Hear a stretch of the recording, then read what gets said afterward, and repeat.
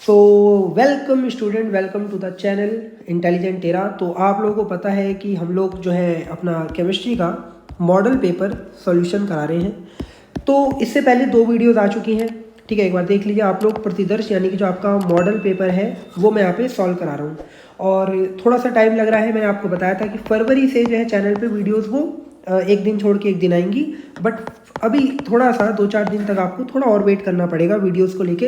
लेकिन फरवरी से आपकी एक दिन छोड़ के एक दिन मैं पूरी कोशिश करूँगा वीडियोस अपलोड करने की। तो इसके 2 पार्ट जो हैं, पार्ट 1 और पार्ट 2, जिसमें मैंने सॉल्यूशन बताए हैं, क्वेश्चन नंबर 19 तक के सॉल्यूशन बता दिए। वो जो वीडियो है डिस्क्रिप्शन में उसका लिंक मिल जाएगा, आप वो ज़रूर चेक कर लें। अब आगे के इसको जो है वो हम इस वीडियो में फिनिश कर लेंगे और क्वेश्चन नंबर 20 से हम लोग स्टार्ट करते हैं अपना, ठीक है। तो आप लोगों को अगर ये वीडियोस देखनी है, डिस्क्रिप्शन में लिंक है, वहाँ जाके आप इसके पुरानी जो वीडियोस हैं, जो पार्ट 1 और 2 है, वो ज़रूर चेक कर लें। अब हम लोग क्वेश्चन नंबर 20 पे आते हैं, ठीक है। और वैसे ही चैनल पे और वीडियोस भी आने वाली हैं। इसके बाद मैं आप लोगों का फिजिक्स का मॉडल पेपर लेके आऊँगा और उसको भी हम सॉल्व करेंगे पूरा को। क्वेश्चन नंबर 20 है कि वी हाइड्रोजन अभिक्रिया उत्पाद के आधार पे प्राथमिक, द्वितीयक और तृतीयक एल्कोहल में अंतर स्पष्ट कीजिए, ठीक है। तो अब इस विधि के आधार पे आपको क्या करना है, 1, 2, और 3 डिग्री एल्कोहल में अंतर बताना है। तो इस विधि में 1, 2, 3 डिग्री एल्कोहल में जो विभेद है वो हम इस प्रकार करते हैं। तो सबसे पहला क्या होगा कि जैसे 1 डिग्री एल्कोहल की वाष्प को मैं तप्त कॉपर पर, यानी कि हम लोग तप्त कॉपर पर 300 डिग्री सेल्सियस ताप पर प्रवाहित करेंगे, ठीक है, तो हमें मिलेगा एल्डिहाइड, ठीक है। सबसे पहले क्या करते हैं, 1 डिग्री एल्कोहल लेंगे। जैसे 1 डिग्री एल्कोहल है, इसकी रिएक्शन जैसे ही तप्त कॉपर में 300 डिग्री सेल्सियस टेम्परेचर पे हम कराएंगे, तो इसका जो 1 डिग्री ग्रुप है एल्कोहल का, ये कन्वर्ट हो जाएगा किसमें, आप कहोगे एल्डिहाइड ग्रुप में। दिख रहा है यहाँ पे, तो यहाँ पे ये 1 डिग्री हो गया। अब 2 डिग्री में क्या करते हैं, 2 डिग्री एल्कोहल की वाष्प को 300 डिग्री, वही देखो टेम्परेचर सेम है, उत्प्रेरक सेम है, इस पर जैसे ही प्रभावित करेंगे तो अब कीटोन मिल जाएगा 2 डिग्री में। तो देखो यहाँ पे हमने 2 डिग्री एल्कोहल ली, ठीक है, CHOH, ये 2 डिग्री का ग्रुप है और ये पूरा ग्रुप आपका कन्वर्ट हो गया किसमें, कीटोन वाले ग्रुप में, CO में। तो जब भी आप 2 डिग्री एल्कोहल लोगे तो वो कन्वर्ट होता दिखेगा आपको किसमें, कीटोन ग्रुप में, ध्यान रखना।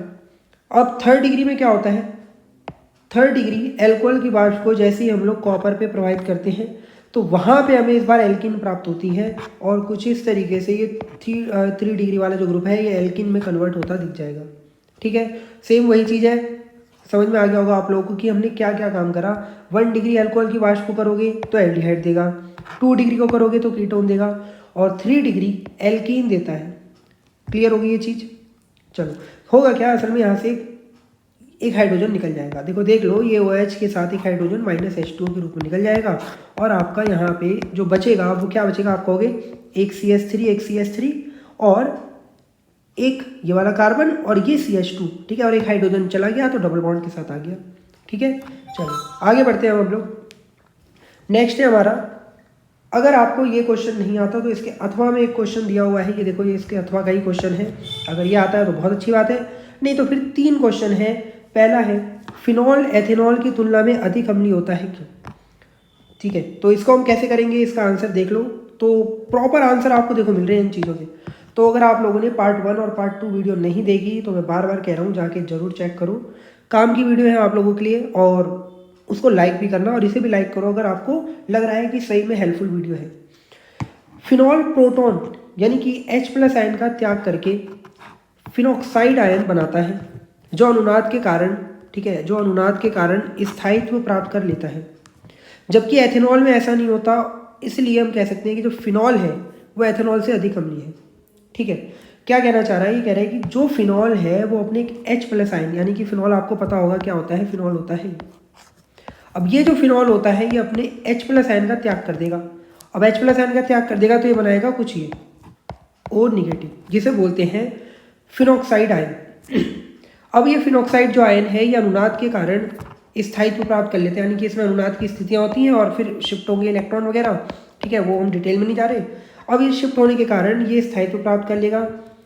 और एथेनॉल में ऐसा कुछ होता ही नहीं, आपको पता है एथेनॉल सिंपल चीज़ है, एथेनॉल में क्या अनुनाद होगा एथेनॉल के अणु में, तो एथेनॉल में ऐसा नहीं होता है। तो हम कह सकते हैं कि इसलिए जो फिनॉल है वो अधिक अम्लीय है क्योंकि वो स्थायित्व प्राप्त कर लेता है। सेकंड क्वेश्चन कह रहा है कि पैरा नाइट्रोफिनॉल का क्वथनांक ऑर्थो नाइट्रोफिनॉल से अधिक है, व्याख्या करो। ठीक है, सब व्याख्या करनी है। तो अब यहाँ पे समझ लो कि जो पैरा नाइट्रोफिनॉल में अंतराणुक हाइड्रोजन बंध पाए जाते हैं, जबकि ऑर्थो नाइट्रोफिनॉल में अंतः अणुक हाइड्रोजन बंध पाए जाते हैं जो दुर्बल होते हैं। इसलिए हम कह सकते हैं कि जो पैरा नाइट्रोफिनॉल है इसका क्वथनांक क्या होगा, बहुत अधिक होगा।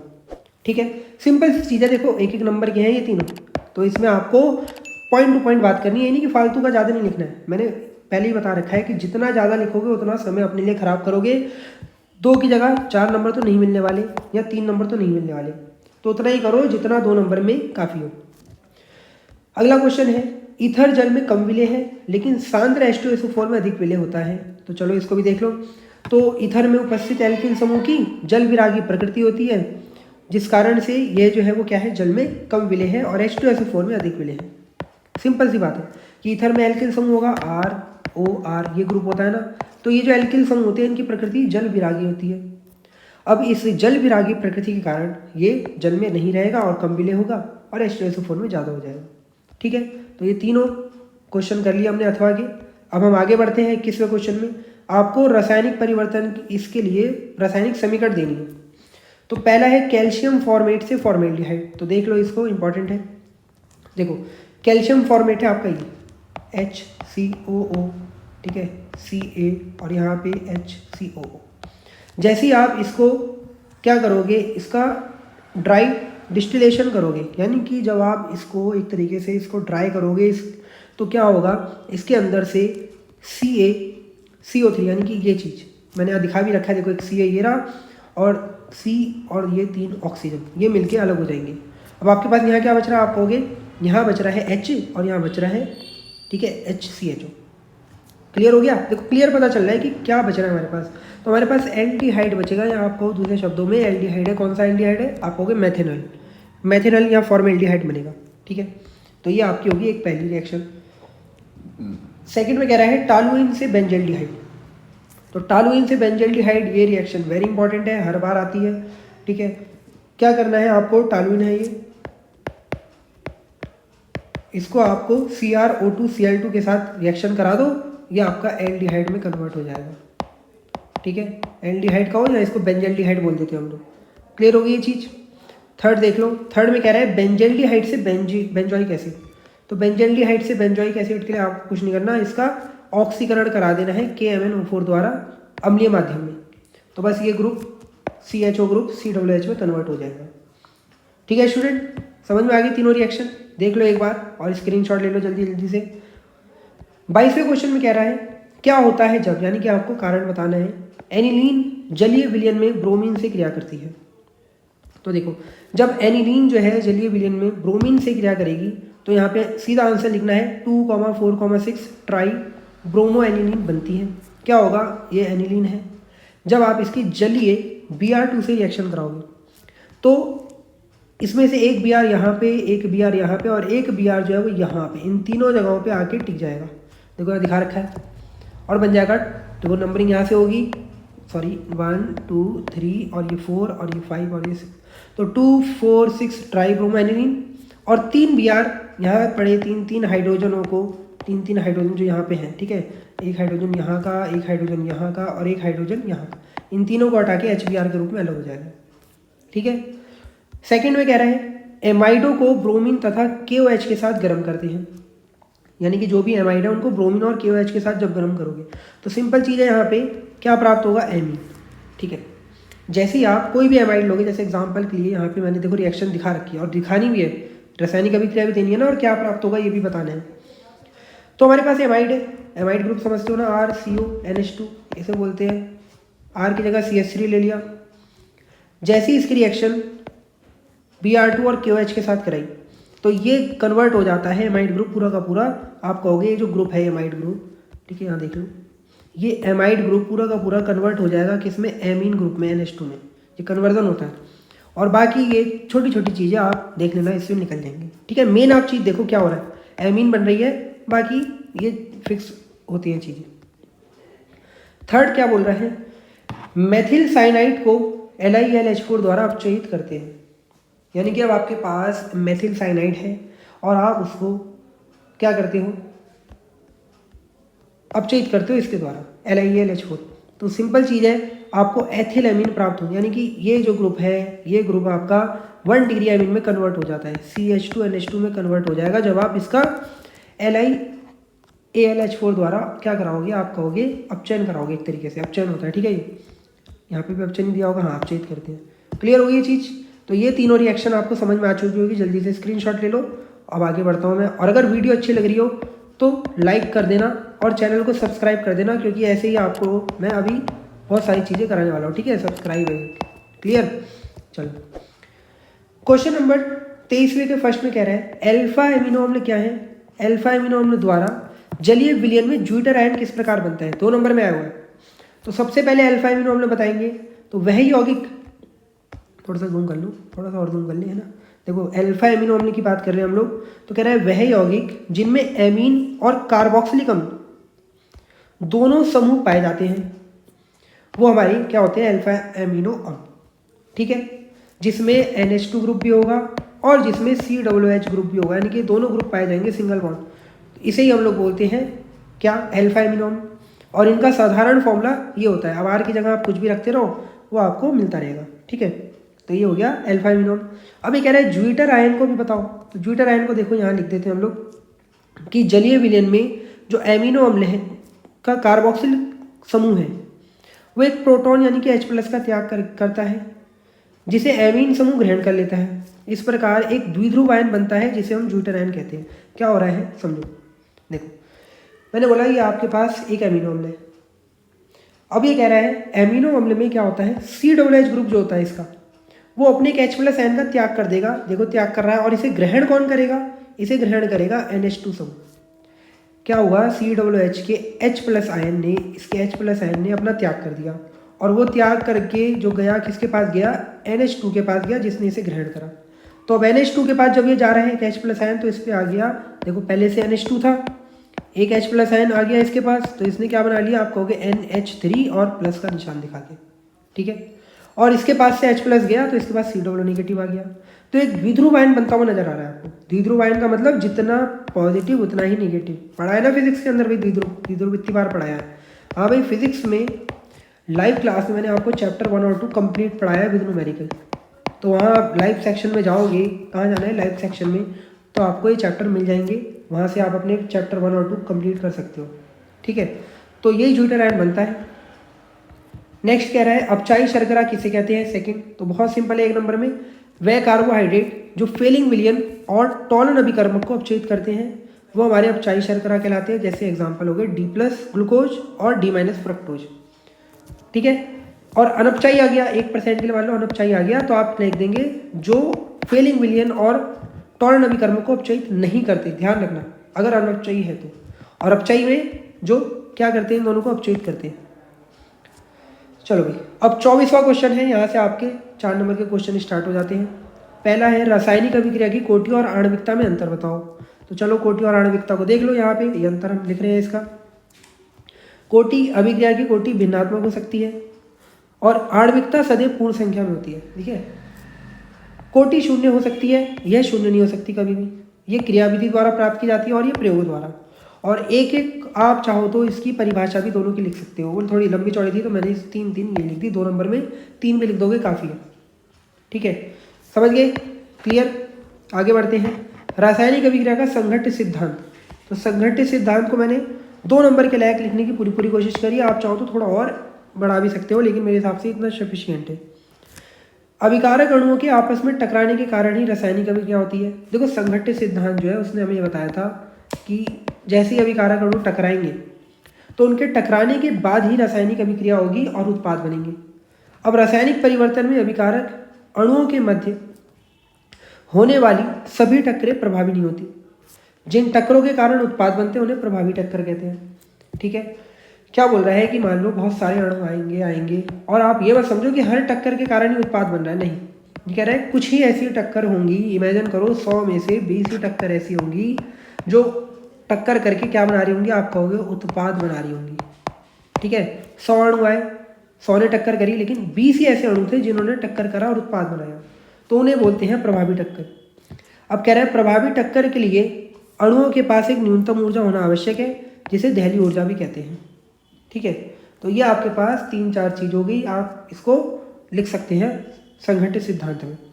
अब अगर ये नहीं आ रहा तो अथवा में एक पक्का क्वेश्चन होगा ही 4 नंबर में, प्रथम कोटि अभिक्रिया के लिए आपको ये सिद्ध करना है। तो चलो इसको देख लो, इंपॉर्टेंट है। देखो, तो हमने मान लिया कि हमारे पास एक प्रथम कोटि अभिक्रिया है ऐसे। अब वेग नियम अगर इसके लिए मैं लिखूंगा तो वेग नियम सिंपली होगा, आपको पता है वेग नियम क्या होता है, R इज इक्वल टू के, और यहाँ पे आपके पास जो भी उत्पाद है उसकी घात चढ़ा दो। कौन सी कोटि की, प्रथम कोटि की, तो यहाँ पे पावर 1 चढ़ा दूंगा।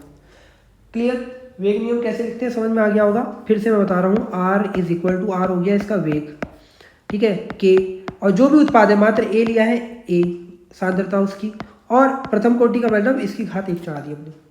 ठीक है, अब किसी भी अभिक्रिया का वेग कैसे लिखते हैं, वेग लिखते हैं आप सिंपली कहोगे, इसका अगर मुझे वेग लिखना है तो मैं लिखूंगा माइनस का dA अपॉन dt, ऐसे तो लिखेंगे उत्पाद के लिए। चैप्टर नंबर 4 के अंदर ऐसी तो वेग लिखते हैं। फिर से बता रहा हूँ इसका कैसे लिखेंगे, आप कहोगे R is equal to minus का dA अपॉन dt, यानी कि इसकी समय के साथ सांद्रता में जो परिवर्तन हो रहा है यही वेग है इसका। तो मैंने यहाँ ये लिख दिया। अब यहाँ से ए को ले गया नीचे और dt को ले गया इधर गुणा में, तो देखो ये चीज़ मिल जाएगी हमें। बताओ कोई दिक्कत, यहाँ तक कोई भी दिक्कत नहीं होनी चाहिए। ए को सिंपल तरीके से इसके नीचे लेके आया हूँ और dt को इसके साथ के साथ गुणा में लेके गया हूँ। अब दिक्कत यहाँ से स्टार्ट होती है आधे बच्चों की, समाकलन नाम के शब्द से। लेकिन अब मैं सोचता हूँ कि अब इतनी एंडिंग चल रही है तो आपको समाकलन से अब डरने की जरूरत नहीं है। अब आपको क्लियर हो गया होगा सब कुछ, समाकलन के बारे में थोड़ी बहुत बेसिक नॉलेज तो होगी, और मैथ वालों को तो और अच्छी नॉलेज होगी शायद, है ना।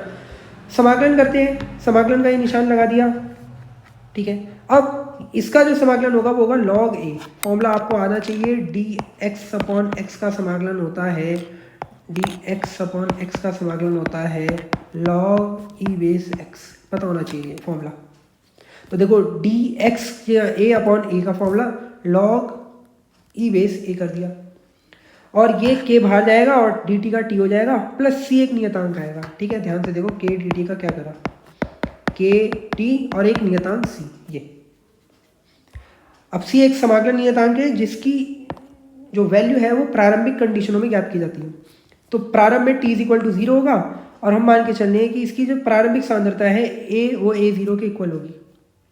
ठीक है, तो समीकरण 1 में यहाँ पे a की जगह a0 और t की जगह 0, तो c की वैल्यू आप देखोगे तो पूरा खत्म हो गया term, c is equal to मात्र ये आया। इस वैल्यू को उठा के मैं कहाँ लगा दूंगा, आप कहोगे सॉरी, इस वैल्यू को उठा के मैं लगाऊंगा यहाँ समीकरण 1 में c के पास। ठीक है, देखो यहाँ लगा रहा हूँ, देखते रहो, देख लो एक बार, यहाँ से उठ के वैल्यू यहाँ जा रही है। अब जैसे ये वैल्यू यहाँ जाएगी तो क्या होगा, आप कहोगे कि सिंपल कुछ नहीं हो रहा भैया, लॉग ये ऐसे कैसी है, ये केटी है, सी की जगह उसकी वैल्यू लगा दी, ये वाली माइनस की, ये वाली वैल्यू यहाँ लगा दी। अब क्या करना है हम लोगों को, केटी ऐसी रखते हैं, इस वाले टर्म को उठा के इधर लेके जा रहा हूँ, तो देखो ये प्लस का हो जाएगा, तो प्लस का लॉग बेस ही a0, और ये माइनस का इधर चल रहा है। ठीक है, अब लॉग की एक और प्रॉपर्टी होती है, अगर ये दो चीज़ लॉग में घट रहे हैं तो मैं लॉग में इन्हें माइनस डिवाइड के साथ लिख सकता हूँ। अगर ये लॉग में दो चीज़ घट रही है तो इसे मैं डिवाइड के साथ लिख सकता हूँ। ठीक है, लॉग का फॉर्मूला होता है log m minus log n is equal to log m upon n। ध्यान रखना ये फॉर्मूला लगाया मैंने यहाँ पे। ठीक है, क्लियर। यहाँ से अब मैं इसको पलट रहा हूँ, मतलब a को ऊपर ले गया और a0 को नीचे, तो यहाँ पे माइनस kt आ गया। अगर ऐसे समझ नहीं आ रहा तो यहाँ से समझ लो, मैंने माइनस कॉमन लिया, तो log base a minus log base, ठीक है, a0 हो जाएगा, ये ऐसे आ जाएगा इज इक्वल टू kt।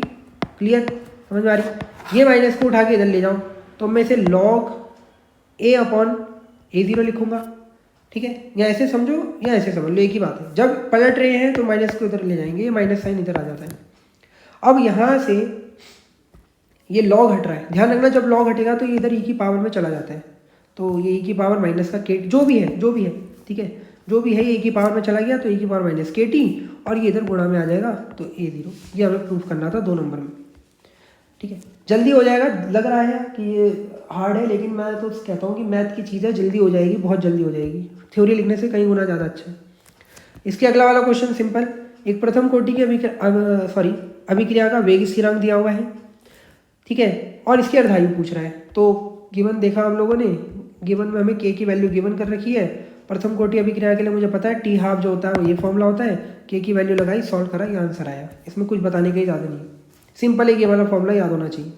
वेग स्थिरांक जब भी दे अर्धायु पूछे, ये फॉर्मूला लगा दो प्रथम कोटि के लिए, ठीक है।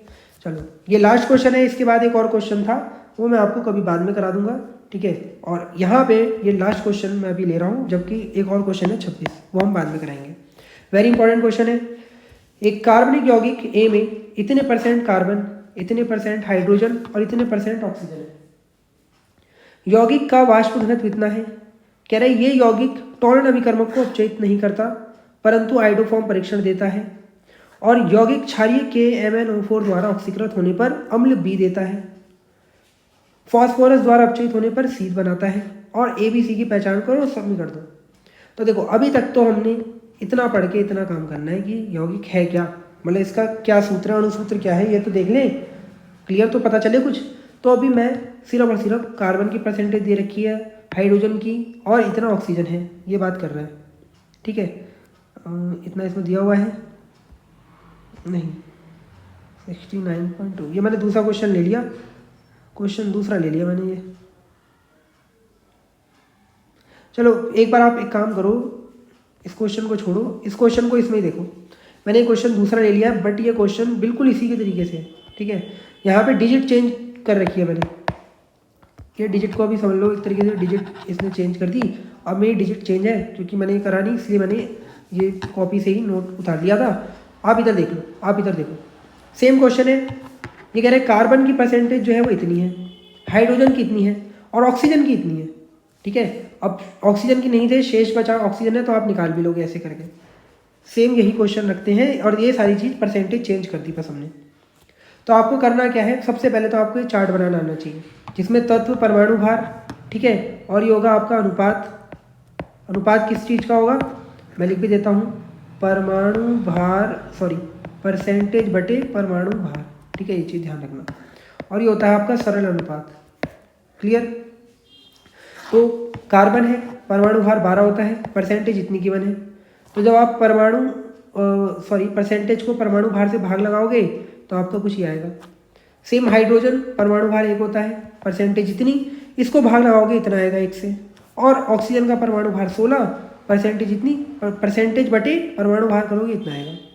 अब आपको सरल अनुपात में क्या करना है ये देखना, सरल अनुपात में क्या करना है ये देखना है, यहाँ लिख देना, ठीक है। इनमें से जो सबसे छोटी वैल्यू है, जो सबसे छोटी वैल्यू है, जैसे यहाँ पे 1.76 यानी कि 1.6 के समथिंग आएगा, ये वैल्यू आपकी सबसे छोटी वैल्यू होगी। आपको ये जो भी आंसर आ रहे हैं इसको इसी से डिवाइड करना है, सबसे छोटी वैल्यू से, ठीक है। पढ़ा भी होगा आप लोगों ने 11th की केमिस्ट्री के अंदर, जो भी सबसे छोटी वैल्यू आ रही है इसको डिवाइड करना है। तो 1.6 वैल्यू है ये, ठीक है, 1.7 नहीं 1.6 कर लेना इसे। तो आपने इसको 1.6 से डिवाइड करा, लगभग 5 आ गया। इसमें सरल अनुपात लेते हैं, ठीक है, एक पूरी डिजिट, इसको करोगे लगभग 10, इसको करोगे तो 1 ही आएगा। तो कार्बन, हाइड्रोजन और ऑक्सीजन का जो अनुपात निकल के आ रहा है वो आ रहा है 5, 10 और 1 का, ठीक है। तो यहाँ से मूलानुपाती सूत्र, कार्बन कितने आप कहोगे 5, हाइड्रोजन कितने आप कहोगे 10, और ऑक्सीजन कितना आप कहोगे मात्र 1, तो C5H10O, ठीक है। मैं बार बार कह रहा हूँ ये डिजिट मैंने दूसरी ली है, क्वेश्चन में डिजिट दूसरी है, कंफ्यूज नहीं होना है, ठीक है, गलत मत कर देना। % यहाँ चेंज है, तरीका यही है करने का। मेरे पास क्वेश्चन यही था, मैंने ध्यान नहीं दिया डिजिट में, तो मैंने यही सीधा इसका स्क्रीनशॉट उठा के डाल दिया, ठीक है, अपनी कॉपी से। तो वो थोड़ा आप देख लेना, डिजिट चेंज है, मैं बार बार कह रहा हूँ, सीख के जाओ। लेकिन अब वीडियो बन रही है तो मैं चाहता हूँ ये सीख के जाओ कैसे करना है। % आप फिर इसको इसके अनुसार कर लेना। अब मूलानुपाती सूत्र जब भार निकालोगे आप, तो इसका भार निकाल लेना। कार्बन का 12, 5 है 5 से गुणा, प्लस हाइड्रोजन का 1, 10 है 10 से गुणा, और 1 ऑक्सीजन के लिए 16, इतना आएगा। अब n की जो संख्या होती है, n इक्वल टू होता है अणुभार बटे मूलानुपाती सूत्र भार। अणुभार आपको दिया हुआ है, देखो इसको तो मैं देख ही नहीं रहा, इसका तो अलग ही है मामला। अणुभार आपको 86 देगा इस क्वेश्चन में, ठीक है। अणुभार कितना देगा 86, और मूलानुपाती सूत्र भी 86 है, तो 1 आ जाएगा। तो यहाँ से अणुसूत्र का जो फॉर्मूला होता है वो होता है मूलानुपाती सूत्र इंटू n, तो n 1 ही था, यहाँ पे गुणा करके यही आएगा, ठीक है। अब ये क्वेश्चन कह रहा है कि यह टॉलन अभिकर्मक को अपचयित नहीं करता परंतु आयोडोफॉर्म परीक्षण देता है। क्लियर? तो देखो मैंने बोला ना क्वेश्चन पूरा सेम यही हो गया, बस डिजिट यहाँ पे इसने कुछ दूसरी दे दी और मैंने कुछ दूसरी रखी हुई है, बाकी सेम यही चीज़ है। अब जो भी मेरे पास ये सूत्र आया, इसने बोला क्वेश्चन में कि ये टॉलन अभिकर्मक को अपचयित नहीं करता है। अगर ये टॉलन अभिकर्मक को अपचयित नहीं कर रहा तो इसका मतलब मुझे एक चीज़ कंफर्म पता चल गई, ये क्या होगा, ये यौगिक कीटोन होगा, क्योंकि एल्डिहाइड जो है वो टॉलन अभिकर्मक को क्या करता है, अपचयित करता है। मात्र एक कीटोन ही होता है जो नहीं करता, ठीक है, एक कीटोन ही होता है जो नहीं करता, तो मुझे पता चल गया यौगिक कीटोन है। फिर ये क्वेश्चन कह रहा है कि आयोडोफॉर्म परीक्षण देता है। अब आयोडोफॉर्म परीक्षण भी दे रहा है, यह यौगिक आयोडोफॉर्म परीक्षण देता है, अतः इसमें ये 100% COCH3 ग्रुप समूह उपस्थित है, क्योंकि आयोडोफॉर्म परीक्षण वही अभिक्रिया देती है, आयोडोफॉर्म परीक्षण वही अभिक्रिया देती है जिसमें ये ग्रुप होता है। क्लियर? पहली बात हमें पता चला कि टॉलन अभिकर्मक के प्रति निष्क्रिय है, इसका मतलब कीटोन है। आयोडोफॉर्म परीक्षण देता है, इसका मतलब 100% ये ग्रुप उपस्थित होगा, अतः हम कह सकते हैं कि एक मैथिल कीटोन जो भी है, मतलब उसमें एक इस तरीके से मैथिल कीटोन है। क्लियर? फिर इस यौगिक का, जैसे अभी क्वेश्चन में कह रहा है कि इसका KMnO4 द्वारा ऑक्सीकरण होने पर अम्ल B बनता है और फास्फोरस द्वारा अपचयित होने पे एल्केन C बनता है। तो जो भी यौगिक है इसका ऑक्सीकरण करने पे एथेनॉइक अम्ल और प्रोपेनॉइक अम्ल बनता है। क्लियर? ये चीज़ समझ में आ रही है? ठीक है भैया, हमारे पास ये 5 चीज़ हैं जिसमें मुझे कंफर्म पता चल गया ये ग्रुप होगा। अब जैसे ही मैं इसका ऑक्सीकरण करा रहा हूँ तो मुझे अम्ल बनता हुआ दिखाई दे रहा है, तो एक एथेनॉइक अम्ल और एक प्रोपेनॉइक अम्ल हमने बना दिया। ठीक है, अब इसमें से कौन सा वाला सही है, कौन सा वाला सही है? तो जो हमें संरचना प्राप्त हो रही है गेव हो रही है, संरचना वाली गेव हो रही है, तो इसमें प्राप्त संरचना भी ठीक संरचना होगी। क्यों होगी भी ठीक संरचना? क्योंकि आप ध्यान से देखो इस वाले को, ध्यान से देखो, ये वही ग्रुप है, यही वाला C5H10O, और यहाँ पे ये चेंज हो रहा है, इसलिए संरचना बी सही है, सीधी चेन है, तो बस बी ठीक होगा, इसका मतलब यौगिक बी है। अब इसकी रिएक्शन में जिससे भी बोल रहा है उससे कराऊंगा, हमें चीज़ें मिल जाएंगी। तो इस तरीके से आपको ये देखना है। ठीक है, ये क्वेश्चन थोड़ा सा अलग था, इसमें डिजिट चेंज है, मैं बार बार कह रहा हूँ, बाकी सारी चीज़ें लगभग वही हैं। तो इसको मैं अलग से और एक बार इसको ही प्रॉपर करवा दूंगा अलग से, बट अभी जितना मैंने कराया आई होप आपको समझ में आ चुका होगा। लगभग सारी क्वेश्चन खत्म कर दिए हमने, एक क्वेश्चन बचा है जिसे हम बाद में करेंगे। अगर ये वीडियो अच्छी लगे तो प्लीज़ लाइक करना, चैनल को सब्सक्राइब कर देना, और नेक्स्ट वीडियो आपकी फिजिक्स के मॉडल पेपर पे जल्द से जल्द बनाऊंगा, और कोशिश यही करूंगा कि उसमें आपको 2 वीडियोज़ में पूरा पेपर सॉल्व करा दूँ। ठीक है, फिर इसके बाद आपके बहुविकल्पीय प्रश्न अब लेके आने वाला हूँ मैं जल्द से जल्द, जो कि आप लोगों के वेरी इंपॉर्टेंट होंगे बोर्ड के लिए।